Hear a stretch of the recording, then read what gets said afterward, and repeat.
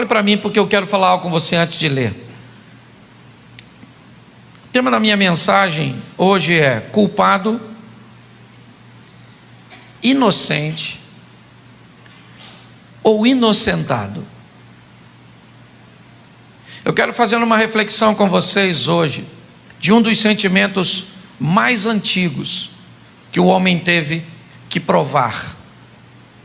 Após o pecado, o homem prova o medo. O próprio Deus pergunta a Adão por que é que ele estava se escondendo, e ele disse: porque eu tive medo. Adão se depara com sentimentos que para ele são muito novos, como sentimento, como culpa, como medo, como vergonha.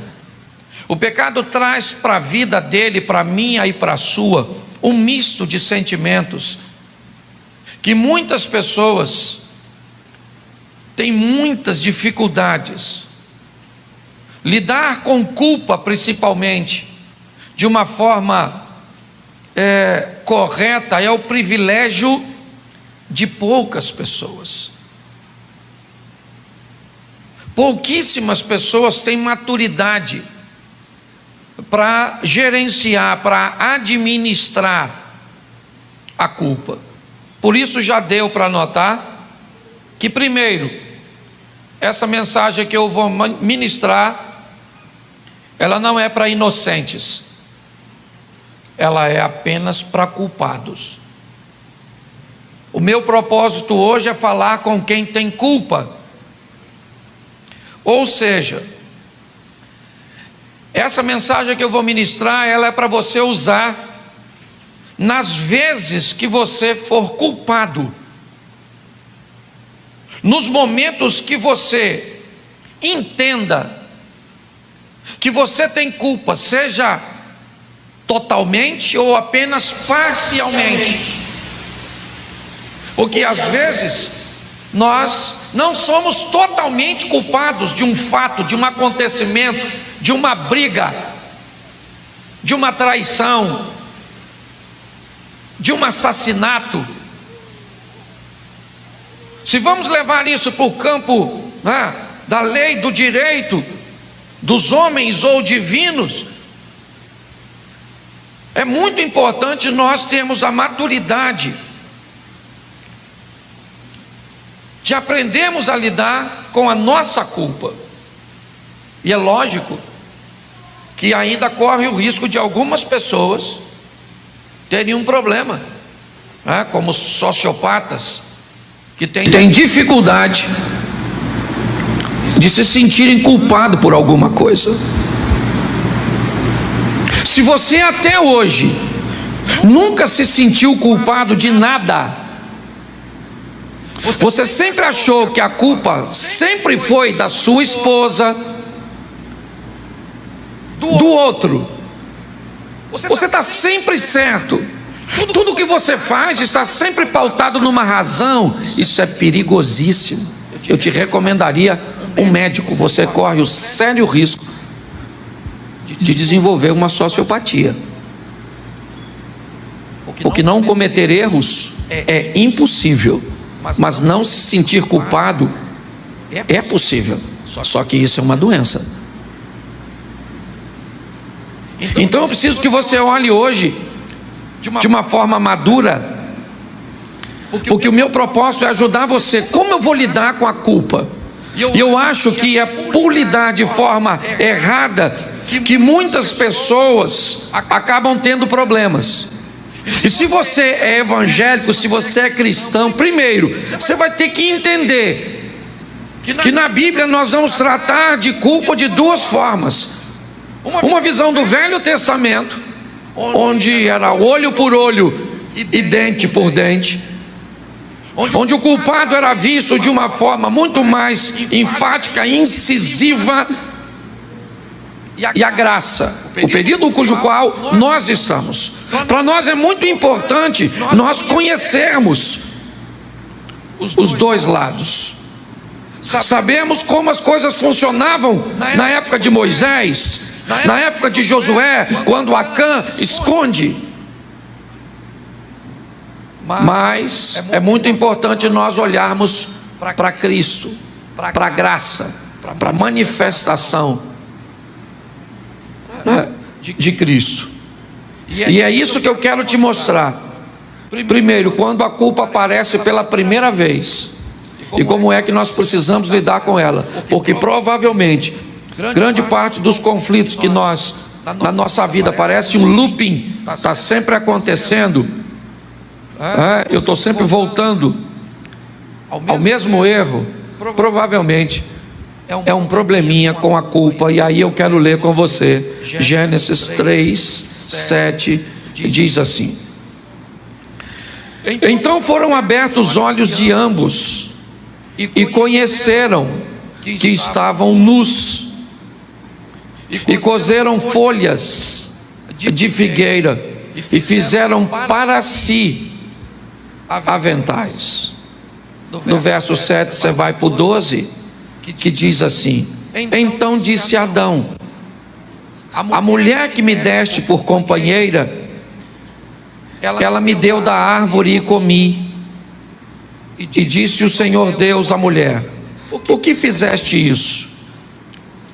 E disse a mulher: a serpente me enganou e eu comi. Feche os seus olhos. Senhor nosso Deus e Pai, te damos graças por tua palavra. Continua falando conosco. Usa-me, ó Deus, como um canal de bênção, pelo poder do nome de Jesus. Amém. Glória a Deus. Amém. Já deu para notar que a culpa ela traz para este casal, que vai provar dela pela primeira vez, duas consequências: a vergonha, e aqueles que eram unidos agora se tornam adversários. Quando nós olhamos o que a culpa fez com Adão e Eva, foi fazer com que eles se escondessem e tentassem resolver por si próprio, cozendo folhas de figueira. Mas mais do que vergonha, eles agora começam a se degladiar. Agora um colocando a culpa no outro, eles não estão entendendo, eles não sabem como lidar com essa emoção. Em todo ambiente onde a culpa está presente, nós vamos ter três personagens: o homem, Satanás e Deus. Quando eu digo homem, eu estou dizendo o ser humano, que pode estar sozinho, pode estar com sua esposa, com seus filhos, que pode estar com seu amigo, com o irmão da igreja. Esse é um personagem. Nós vamos olhar e vamos ver Satanás. Ele também está presente nesse ambiente de culpa. Muitas vezes ele é aquele que vai estabelecer a indução. Ele não pode pecar, é verdade, por mim, mas ele pode me convencer, ele pode me estimular, ele pode aproveitar de uma fraqueza que eu tenho e fazer com que eu cometa um erro. E nós temos Deus, e nós vamos ver como esses três lidam com a culpa, e nós vamos usar alguns exemplos rapidinho para facilitar. Primeiro nós vamos ver o homem, como a maioria de nós lidamos com a culpa. Como é que você lida com situações cujas quais você é culpado? Provavelmente transferindo a responsabilidade para o outro. Na maioria das vezes que nós vamos conversar com pessoas para resolver situações, litígios, brigas, conflitos, crises, sejam de coisas simples ou criminosas. Não, eu matei porque ele fez isso. Não, eu atropelei porque só estava em alta velocidade. Não, ele entrou na frente. Não, porque você gritou com sua mulher. Não, eu gritei porque ela fez isso e isso e isso.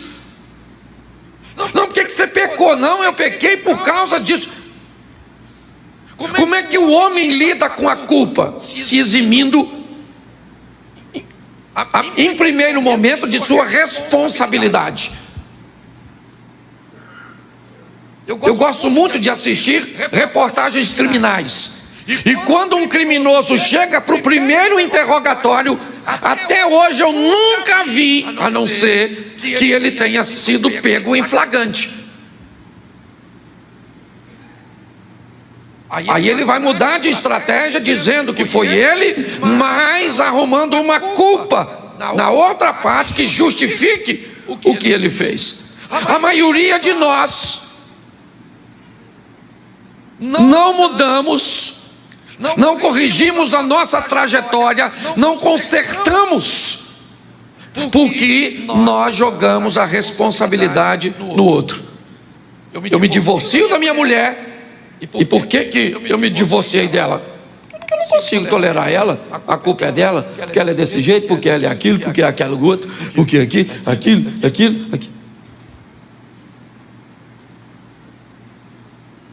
E agora o que eu faço? Eu não tenho culpa nenhuma. Então o que é que eu faço? Eu entro em outro relacionamento, mas não corrigi nada que estragou aquele, porque eu não tinha culpa nenhuma naquele outro. Normalmente o grande problema nosso é que nós temos muita dificuldade de assumirmos a responsabilidade. Então normalmente o ser humano lida com a culpa transferindo responsabilidade. Ela não é sua, não é do seu chefe, ela tem que ser do governo, ela tem que ser do diabo, ela tem que ser de Deus. Isso é desde o princípio. Deus chega para Adão e disse: Adão, por que é que você pecou? Ele falou: para falar a verdade, não fui eu, foi a mulher que o Senhor me deu. Aí Deus vai lá na mulher e falou: e aí, dona Eva, por que você pecou? Ela falou: e eu? Foi uma serpente maluca aí que me deu e eu comi. Me convenceu. E provavelmente a serpente estava lá, mas não devia estar nem o outro bicho passando, nem um mosquitinho. A serpente falaria: é um mosquito. Por quê? Porque a maioria das pessoas querem e faz isso com maestria. Por isso que eu digo na maioria das minhas pregações, quando eu recebo no meu gabinete uma vítima e eu começo a escutar a história dela, lá na frente eu descubro que ela é também a vilã ou o vilão. Então o homem lida transferindo responsabilidade. Como Satanás lida com a culpa? Como é que o diabo faz para lidar com a culpa? Primeiro, ele tenta te convencer de que não há perdão.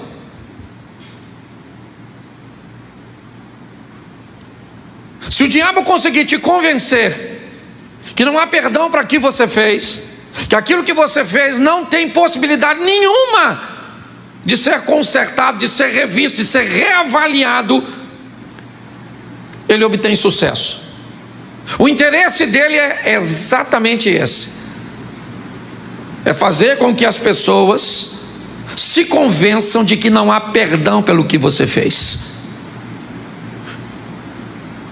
E aí já é meio caminho andado.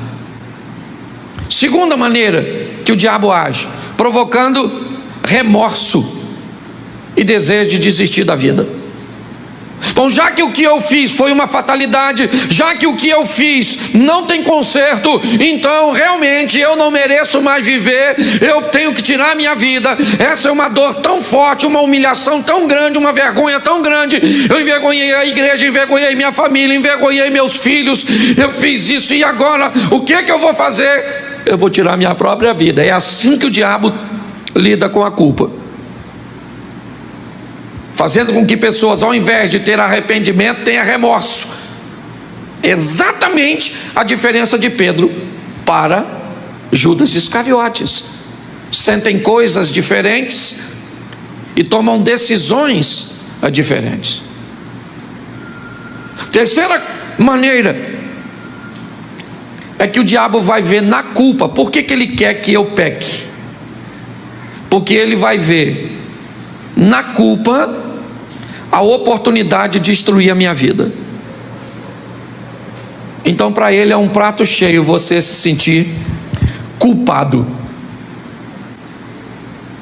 Mas pastor, realmente eu sou culpado. Espera mais um pouquinho que eu vou chegar lá. Eu não estou dizendo que você é inocente. Eu abri minha mensagem dizendo que a mensagem que eu ia pregar é para culpado. Mas primeiro eu preciso que você entenda como você lida com a culpa, botando a sua culpa, né, nos outros. Como eu tenho um amigo que dizia assim: a culpa é minha, eu coloco em quem eu quero. Então tem gente que é assim. É só você conversar que você vai ver que ele não tem culpa nenhuma. Tá certo? Então vimos como o diabo lida, te convencendo que não há perdão, provocando remorso e desejo de desistir da vida, e vendo na culpa a oportunidade de destruir sua vida. É isso. Você teve uma vez, por um ambiente, uma situação aconteceu, você fez algo uma única vez, pronto, é a porta que ele entrou, e agora ele vai te culpar de uma tal forma para criar na sua vida um ambiente que você não tenha saída. Agora, como Deus lida com a culpa? Novo Testamento, é o que eu estou falando. Tratando o culpado como culpado. A Bíblia diz que Deus não toma o culpado por inocente, Ele é justo. Se tem uma coisa que Deus vai fazer, é tratar você e a mim como culpado. Você é culpado? Você é culpado. Segunda maneira que Deus vai tratar a culpa: te oferecendo a graça como uma oportunidade. Mesmo você sendo culpado, e ele sabendo disso, enquanto o diabo tenta te convencer de que não há perdão, Deus faz o contrário. Ele busca fazer você entender através dos hinos, através das mensagens, através dos testemunhos, certo? Através de tantas coisas, ele planeja te oferecer a oportunidade do perdão, de tentar de novo. E como Deus lida com a culpa? Te mostrando o arrependimento e a conversão. Enquanto o diabo te leva para o remorso, aquela dor aguda, mas que passa rápido. Por que quem tem remorso faz de novo? Porque o remorso traz consigo uma dor aguda, latente, mas ela é momentânea. Muitas pessoas, dia de ceia, pão e suco de uva. Senhor meu Deus, eu não deveria estar ceando, mas eu me arrependo, em nome de Jesus, não faço mais. E no dia seguinte está fazendo.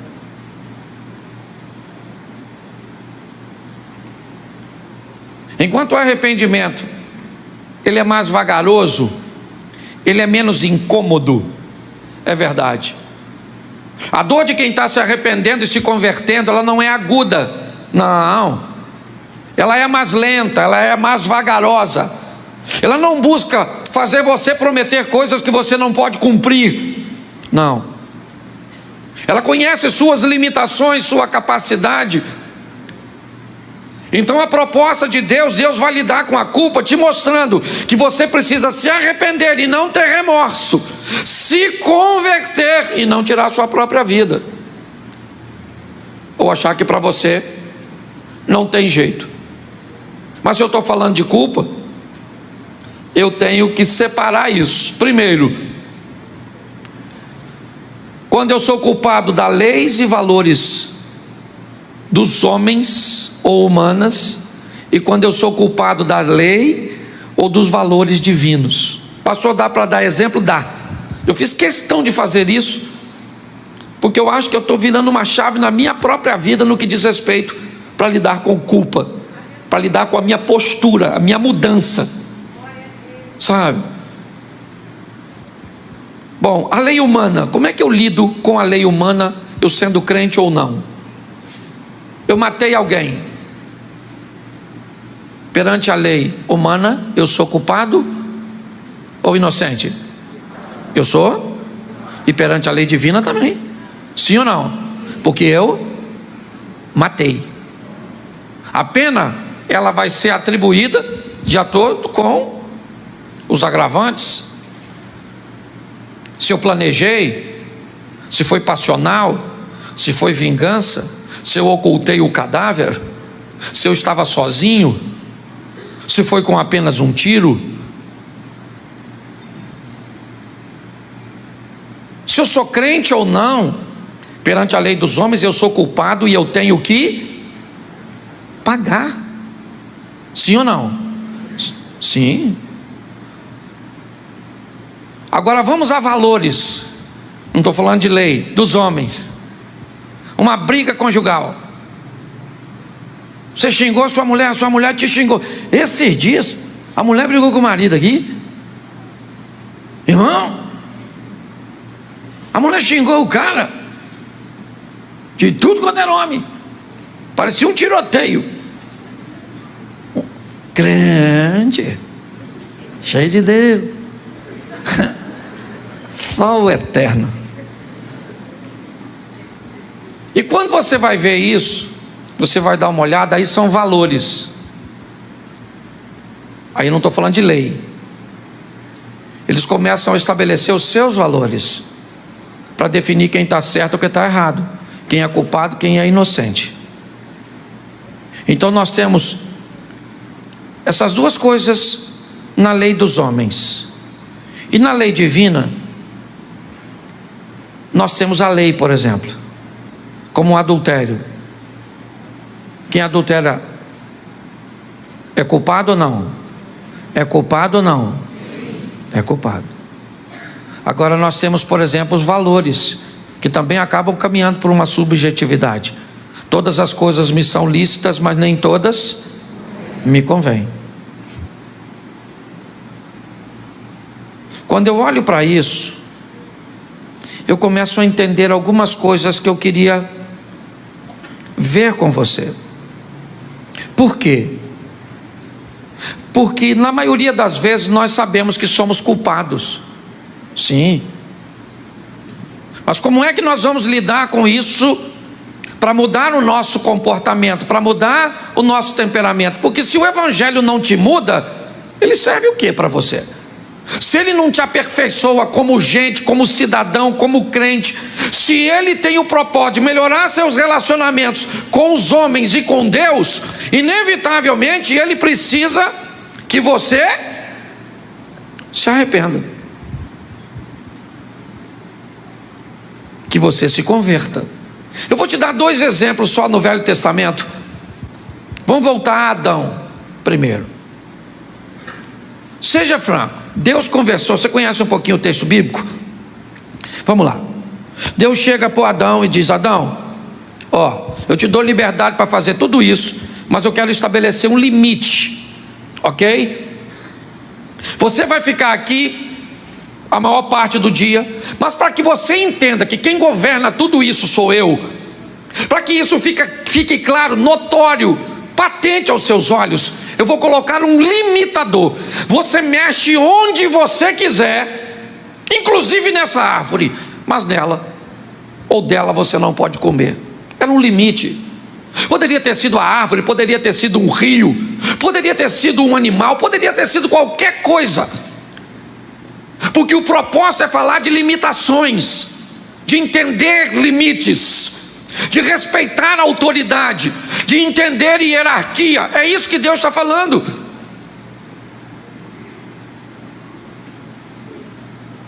Tudo indica, na primeira narrativa da criação, né, que já no Éden ou no Gênesis nós temos 2, né? A primeira define como eles foram criados, o homem criado primeiro, depois a mulher, certo? Nós já temos outro definindo que foram criados macho e fêmea. Não está se contradizendo, mas eu quero só que você entenda uma coisinha importante é que tudo indica que quem falou com Eva foi Adão. Quando o limite está para ser quebrado, você vê nitidamente que o discurso de Eva está quebrado, está furado, está falhado. Ela não sabe o que está dizendo. A informação que chegou para ela não chegou boa, ou ela não conseguiu entender. Sabe o que é mais incrível? É que ela comeu, e o texto não diz que aconteceu alguma coisa enquanto ela come, porque Deus falou com Adão. Aí imagina, vamos imaginar aqui, ok? Só para cá, é uma coisa que a gente tem mais facilidade. Vamos imaginar a Eva com aquela maçã suposta, com, não vou fazer propaganda não, a maçãzinha mordida, levando para o Adão. Eu imagino o choque do Adão. A fruta, a marca da boca da Eva, e pior, a Eva está viva. Ela fala: aí Adão, comi. Se tu é o Adão, tu faz o quê? Seja franco. Aí Eva, estou com fome não. Não comi uma banana ali agora? Não. Comeu, não morreu, né? Beleza. Deus vai chegar aqui de tarde, finalzinho da tarde. Vou falar com ele: Senhor, essa mulher que o Senhor me deu é mais perigosa, tem mais veneno que a fruta. Você está rindo, mas é sério. Ele é culpado, mas ele é muito culpado, sim ou não? Mas ele é muito, eu gosto disso. Muito culpado. Mas ele vai lidar com Deus diretamente. Seja no Velho Testamento ou no Novo, quando você lida com Deus diretamente, Deus olha seu coração. E na presença de Deus, Davi disse isso algo de uma forma tremenda: é melhor estar nas mãos de Deus do que na dos homens. Eu não sei o que você fez, e provavelmente você é culpado, porque nós somos. É que a gente costuma botar: quem tem culpa do seu casamento tem uns problemas, você ou sua mulher? Não vem com essa de falar os dois não, porque os dois você fala aqui. Quando o bicho está pegando é você, sua mãe, seu pai, isso, você puxou, seu irmão igual a você, sua avó, já conhece a história, você... O diabo usa você, e você não usa. Nossa, nem para o diabo usar você serve. Você está rindo, mas é sério. Quando nós olhamos para isso, nós vemos que o assunto é muito sério. Vamos pular para Davi para andar rapidinho, esse culto é bem... Davi pecou ou não?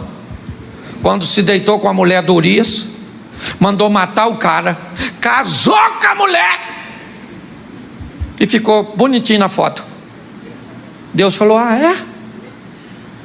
Foi lá e falou com ele. Sabe o que é mais engraçado? Perdoado foram os seus pecados.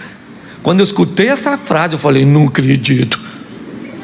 O cara passou o cerol na dona, matou o cara,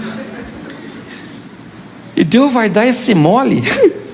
Mas Deus falou assim: eu vou te perdoar, seus pecados foram perdoados.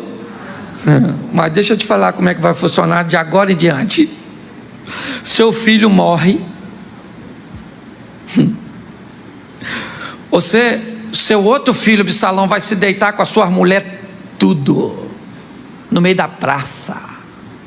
Entendeu, Davi? Você vai ser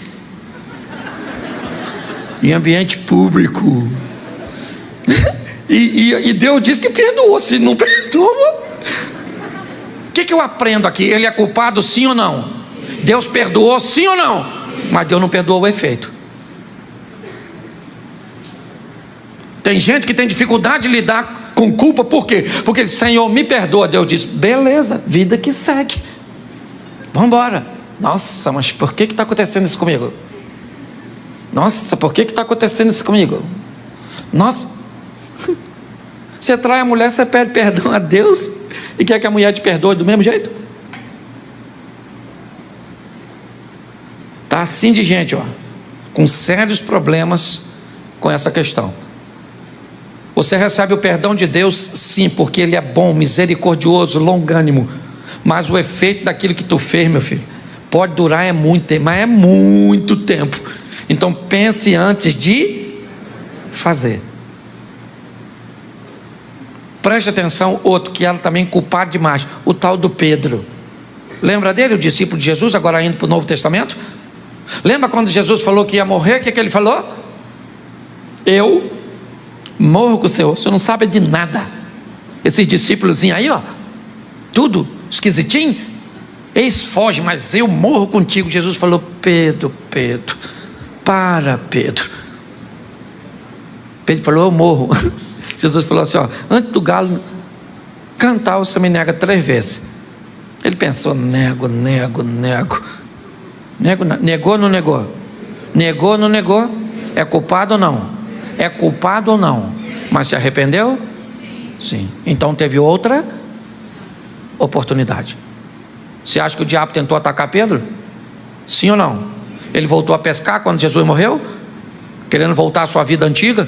Provavelmente se sentindo culpado? Por que é que Jesus refaz o ambiente onde Pedro nega, perguntando 3 vezes a Pedro?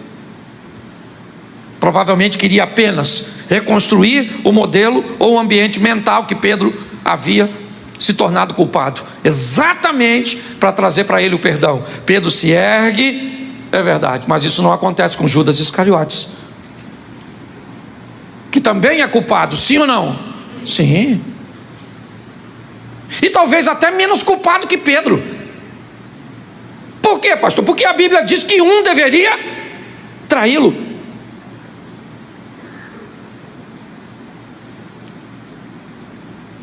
Quando Judas nega, inevitavelmente ele está fazendo, ou quando ele trai, ele está fazendo se cumprir uma profecia que dizia que ia ter um que ia trair. Mas a postura de Judas é que leva ele para o buraco. É a falta de habilidade de lidar com os erros.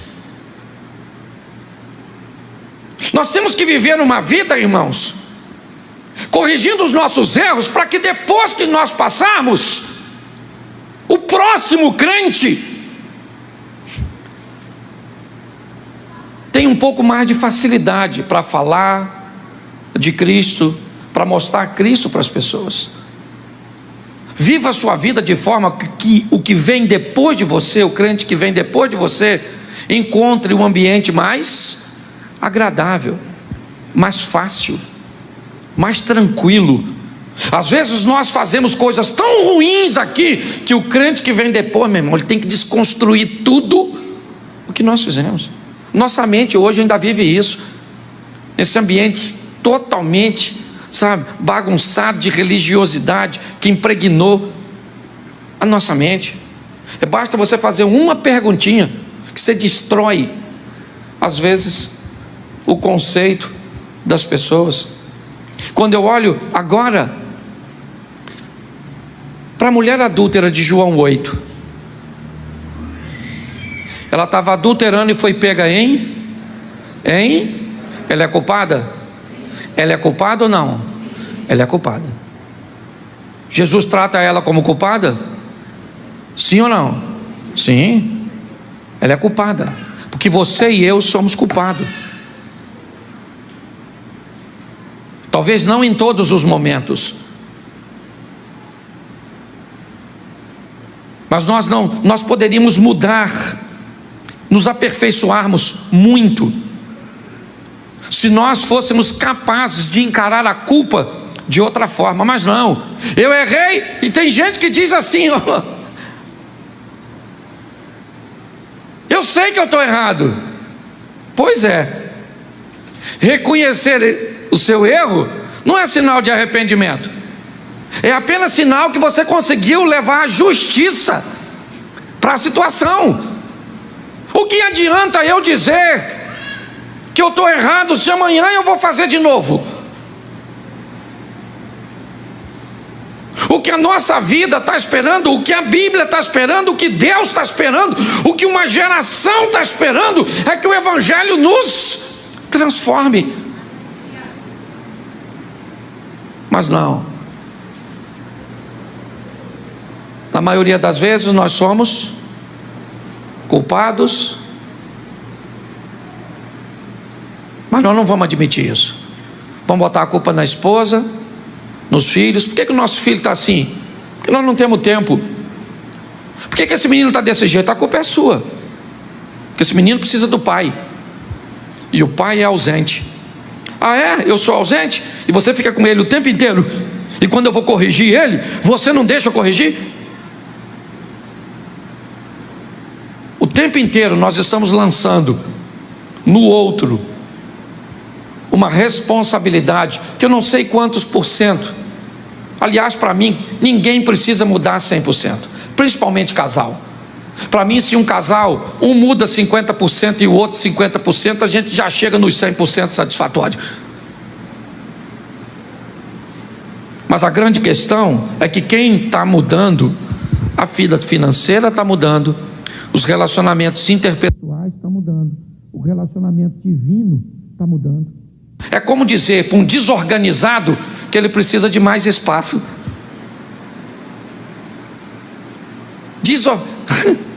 Dá um quarto para um desorganizado, ele bagunça o quê? Um quarto. Dá uma cidade para um desorganizado, ele bagunça o quê?